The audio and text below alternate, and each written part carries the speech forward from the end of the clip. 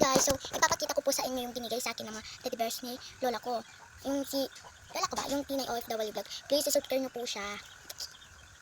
Matagal pa po siya uwi, mga December pa po. Yan. Ipapakita ko po sa inyo. And kapag uwi na pala si lola ko, is bibilihan niya ako ng bike. Kaya pangarap ko na talaga magkabati. Nagchat ako nga sa kanila na, please mamita, bilhin niyo na ako, ganun. Mamita po yung tawag ko sa kanya. Ito yung ito na yung mga binigay ni lola. Number 1, M&M's, hello. M&M's, diba ang cute. And then, number 2, ito naman yung top. Kahit ito, yun yung pinaka-hate guys. Yun yung naman, sira butas.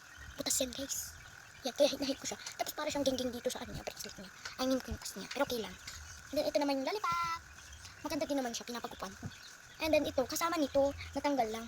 Ito, si Cutie Pie. Ito yung pinaka-favorite ko ng teddy bear. So, nakaganyan yan guys. Wait lang, ipakita ko sa inyo yung mga itsura ng mga basta guys. Ayan na sila guys. Ito yung pinaka-favorite ko pero kapag gabi natin ako